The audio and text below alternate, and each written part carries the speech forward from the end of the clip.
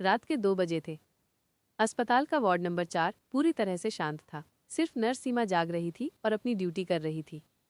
Ward में कुल 3 मरीज थे जो गहरी नींद में सो रहे थे।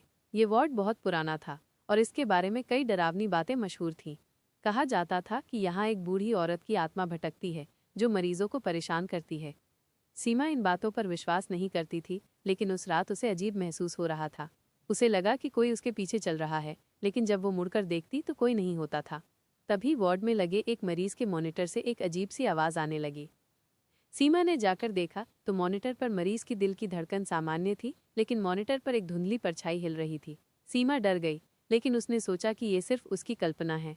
कुछ देर बाद वार्ड के तीसरे मरीज के बेड से एक धीमी आवाज़ आई, जैसे कोई फुसफुसा रहा हो। सीमा ने उस तरफ देखा तो मरीज की आंखें खुली थीं और वो छत की तरफ देख रहा था। उसके चेहरे पर डर साफ झलक रहा था। सीमा ने मरीज से पूछा, क्या हुआ? क्या आप ठीक हैं? मरीज ने डरते हुए कहा, वो यहाँ है। तभी कमरे की बत्तियां अचानक बंद हो गईं और चारों तरफ अंधेरा छा गया। सीमा ने अपनी टॉर्च जलाई और देखा कि वार्ड के बीचों बीच एक बूढ़ी औरत की परछाई खड़ी थी। उसकी आंखें लाल थीं और वो मरीज की तरफ धीरे धीरे बढ़ रही थी। परछाई ने अपना हाथ उठाया और मरीज की तरफ इशारा किया। सीमा डर के मारे वहीं जम गई। उसने आंखें बंद कर लीं और डर के मारे चिल्लाने लगी। जब बत्तियां वापस आईं तो परछाई गायब हो चुकी थी। मरीज का दिल बहुत तेजी से धड़क रहा था और वो बहुत डर चुका था।